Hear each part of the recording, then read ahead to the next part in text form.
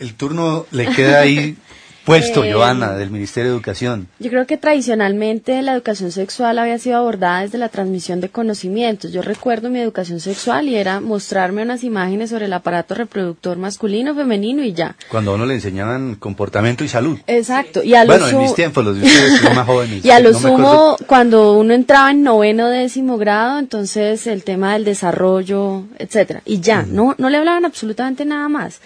Y precisamente lo que hemos descubierto es que la transmisión de conocimientos no es suficiente, si no los médicos no fumarían, más que nadie ellos saben el daño que hacen el cigarrillo al organismo, sino que es una cuestión, además del conocimiento que es muy importante, de desarrollar unas habilidades en los jóvenes. Ahorita en el break decíamos, bueno, yo les contaba que conocí a un muchacho de 14, 15 años acá en Bogotá y me decía, yo el condón lo cargo. Me lo da mi tío, mi papá, accedo fácilmente, pero yo ¿cómo hago para convencer a mi novia de usarlo? ¿Por qué? Porque hay unos imaginarios de, si usted quiere usar condones porque me está poniendo cachos, porque no confía en mí y cree que le va a pegar algo, como dicen los muchachos, o no sea bobo que es que no vamos a sentir lo mismo. Entonces es una cantidad de imaginarios, de creencias, de mitos que en la familia y en la escuela deben ponerse sobre la mesa y hablar sobre eso. No solo decirle el condón se accede así, se usa esto, sino es también qué creen acerca de los métodos anticonceptivos y cómo desarrollar en los niños, niñas y adolescentes esas habilidades para negociar, para comunicarse con su pareja, esas habilidades emocionales, que es que yo no me acuesto con cualquiera con el que llevo 3 días conociéndome. Entonces son esos factores que la escuela también tiene que poner sobre la mesa y que tiene que trabajar sobre ellos para que los chicos sean capaces de actuar con ese conocimiento. No es solo llenarlos de información, sino crear esas habilidades, y esas habilidades no se crean en los 15 años, porque creemos que antes de los 14, 13 años los niños son asexuados y no les hablamos nada de sexualidad. Cuando llega el desarrollo, es que ahora sí es una bomba de hormonas, ahora sí hablemosle. No, tiene que ser demasiado tarde tiene que ser una educación desde los más chiquitos. Cómo conoce su cuerpo, cómo lo valora, cómo lo cuida. Son esas cosas que obviamente dependiendo del desarrollo evolutivo y emocional de los niños, pero que hay que abordar desde los más chiquitos, ¿no? Cuando uno ya tiene 15 y ya tiene unas estructuras pues ya montadas. Y entonces en ese sentido, ¿qué hay que cambiar? ¿Qué hay que cambiar? ¿Toda la estructura educativa, todo el sistema educativo? ¿Cómo? Pues una de las uno de los principales retos es trabajar con los profes, ¿no? Hay profes que les da miedo, que les da pena, que ante alguna pregunta o situación de la clase pues se quedan mudos o simplemente regañan al niño y le dice usted por qué está cochino y me pregunta eso. Y ya, tema cerrado, lo mando a rectoría y ya. Y hay que empoderar a esos maestros, ¿sí? Empoderarlo. Primero revisar ellos qué piensan acerca de muchas cosas de la sexualidad, ellos qué piensan sobre la vida sexual de los jóvenes, ellos qué piensan sobre los jóvenes. Muchos dicen, no, es que la adolescencia es un problema, la adolescencia, sí, ¿no? Y es una representación social del adolescente, es un problema, ser adolescente es un problema. Entonces de ahí en adelante, pues todo lo que, la apuesta que hagan en el aula, pues va a dejar ver eso. Entonces es trabajar con los profes, empoderarlos, acompañarlos, formarlos, porque son ellos quienes pueden crear los ambientes de aprendizaje adecuados para abordar o no la sexualidad de una manera mucho más amplia, mucho más reflexiva, mucho más propositiva, mucho más apreciativa como una dimensión humana de todo ser humano que nos debe brindar bienestar a todos. Así es. Doctora Sandra. Creo que es una corresponsabilidad del Estado, es una corresponsabilidad de la familia, de las instituciones de salud, de las instituciones educativas, donde se adquiere la información. O sea, nosotros hacemos talleres con estas madres en los comedores comunitarios o en las fundaciones o en el programa Canguro. Y cuando empezamos a transmitir, por ejemplo, información sobre métodos anticonceptivos, ellos nos decían, sí, pero eso sí lo sabemos, ese se usa así, tenemos la información.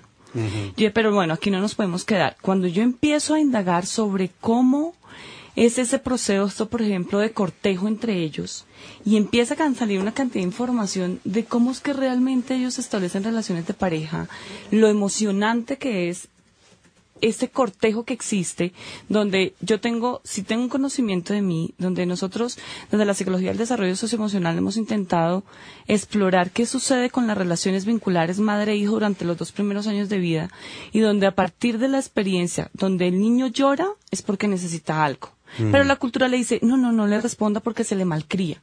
Déjele que llore para que el niño desarrolle sus pulmones.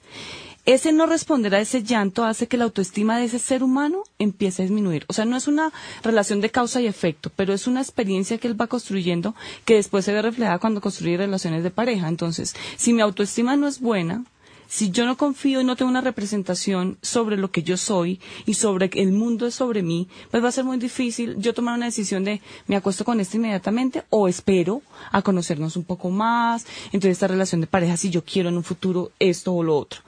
Por lo menos estos talleres lo que nosotros hemos podido sembrar en estas mamás es valórense a sí mismas, quiéranse, respétense. Y la pareja también nosotros hemos involucrado mucho a los hombres. Claro. Y ese rol de padre y ese rol de hombre, mi tesis de maestría, yo la hice sobre maternidad y paternidad adolescente, comparando, hice 4 estudios de caso, comparando padres que hoy son adolescentes y comparando padres que hoy tienen 35 años que fueron adolescentes. Y la perspectiva de los hombres es muy, muy interesante. Muchas veces ellos se quieren comprometer, pero la misma estructura familiar dice, no, usted vaya, estudie, trabaje y gane, porque tiene que haber progreso económico. La niña sí que quede en la casa. Que se quede en la casa asumiendo sus funciones. Entonces, de cierta manera, creo que la corresponsabilidad de todas estas instancias, para que sigamos dándole para que las implicaciones y las consecuencias económicas y políticas y psicosociales no impacten tanto a la sociedad y a la región, como digamos se está planteando. Doña Tania, desde la perspectiva de Naciones Unidas, usted cómo, digamos, ya hemos analizado el drama, el problema, el que es un problema social, pero también se habla de que el embarazo adolescente es un obstáculo para el desarrollo también, para el desarrollo de la región. ¿Usted está de acuerdo con esa afirmación?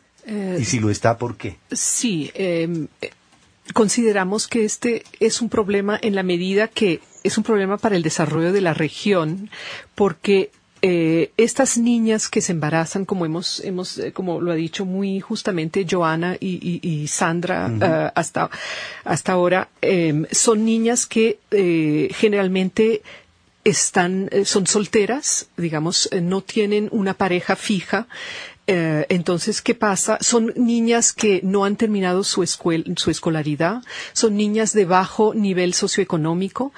Entonces, ¿qué pasa con estas niñas? Ellas acaban siendo dependientes de la sociedad, de sus familias, o acaban estigmatizadas, marginalizadas. Es una pérdida de capital humano que podrían contribuir estas jóvenes a su sociedad, a su comunidad, a sus familias, a su país, pero también es una pérdida, para ellas mismas, pero digamos, esto es una preocupación grave para todo un país, porque son, personas que se tornan dependientes, que tienen hijos, a veces que tienen algunas, hemos visto que el bajo peso al nacer es muy común entre estas jóvenes, entonces los niños a veces tienen también problemas de salud. Esto es otro problema para la sociedad.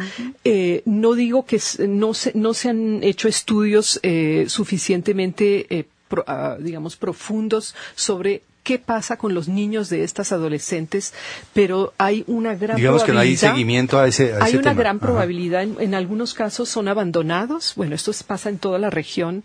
Los niños que son abandonados, los niños que de la calle, etcétera, son muy frecuentemente hijos de adolescentes, son niños abandonados. Entonces, este problema se incrementa con el embarazo adolescente. Es lo que decimos de la transmisión de pobreza que se hace a través de estos embarazos, que no son ellas las que no queremos culpar a estas jóvenes, pero es un problema de todo el país, de toda la sociedad y de toda la comunidad. Claro. En la subregión, ¿qué país presenta cifras más dramáticas? Bueno, en la subregión, Bolivia es un país donde todavía realmente ha aumentado el embarazo adolescente. En otros países de la región, como Ecuador y Colombia, ha venido bajando muy, muy poco. digamos, se ve todavía, hay una brecha entre el número de hijos deseados y el número de hijos reales, en fin, que tienen el número de hijos que tienen las adolescentes y también las mujeres, digamos, que no son adolescentes. Es un problema que va más allá de las adolescentes. Pero ¿qué cifras hay para Colombia? ¿Tiene algunas recientes? Bueno, tenemos unas cifras interesantes que son de 2010, de la demografía y salud, que son alentadoras por un lado y preocupantes por otro. Hay algunos departamentos del país donde ha subido el embarazo adolescente. Y, bueno, voy a citar, Barranquilla es una ciudad donde ha subido el embarazo de adolescentes en los últimos 5 años. En Cali, Bogotá y Medellín ha bajado al 5%. Entonces, esto es, digamos, algo que muestra que algo está pasando, hay una diferenciación en la atención, hay una diferenciación en el ámbito sociocultural. Quizás son temas, no se han investigado, digamos, las causas exactas. Acaban de salir estos resultados. Entonces vemos que subió el embarazo adolescente en Barranquilla y bajó en Cali, Medellín y Bogotá. Subió en La Guajira, en Barranquilla, en el Atlántico, en Boyacá, en Antioquia, en el Cauca, en el litoral pacífico, pero bajó en el sur de Bolívar, en los Santanderes, en Bogotá, en Medellín, en Caldas, en el Tolima. Estoy mirando, en fin, estoy mirando la encuesta de demografía de salud de 2010. Entonces, hay pensamos que hay políticas públicas en las ciudades y las regiones donde ha bajado, que se han sostenido durante los últimos 5 años y que han hecho que las adolescentes y los adolescentes de estas regiones donde ha bajado han tenido un impacto realmente en estos cualquiera que sea el programa ha sido exitoso ahí, digamos. Ha sido exitoso, porque digamos, no se puede hablar solo de problemas. Tiene algunos resultados. Hay unos resultados. Sin embargo, hay un elemento muy preocupante y esto no hay estudios suficientemente grandes sobre el tema, es el embarazo antes de los 14 años, que tiene mucho que ver también con violencia intrafamiliar. Esos son un grupo, digamos, de adolescentes que nos preocupa que tienen necesidades específicas. ¿De ese no hay estadísticas, dice usted? ¿Del embarazo antes de los 14 años? Hay números de embarazos, porque esto se ha registrado sobre todo a nivel de servicios de salud, porque estas niñas llegan realmente porque han tenido, son servicios de salud los que han, hospitales los que lo reportan. Son casos muy frecuentemente de violencia intrafamiliar o de violencia de violación y estos casos, digamos, parece que se han incrementado también o quizás se están reportando más. No se sabe exactamente, no se puede decir exactamente qué está pasando, pero tiene una relación con abuso, con violencia, pero también quizás con falta de atención, con una falta de atención y de receptividad del entorno adulto de estos jóvenes, de estas jóvenes. Entonces, para concluir, todo esto tiene un impacto en todo en el desarrollo de la comunidad y el desarrollo de la comunidad tiene un impacto sobre el desarrollo del departamento y del país, ¿no? Claro. La misma inquietud para ustedes, ¿qué tanto afecta ese embarazo adolescente todo el entorno social como tal? Como lo planteábamos acá, ¿qué tanto afecta u obstaculiza el desarrollo de una comunidad, de un país, de una región? Pues digamos, teniendo en cuenta que la educación es un factor para generar otras oportunidades y acceso a otras oportunidades en general.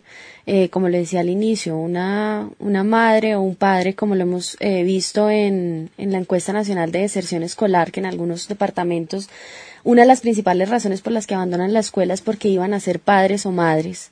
Pues uno dice, realmente, ¿qué va a pasar con estos niños y cuál va a ser realmente la oportunidad de volver al sistema y de seguir accediendo a otros estudios tecnológicos, técnicos o superiores?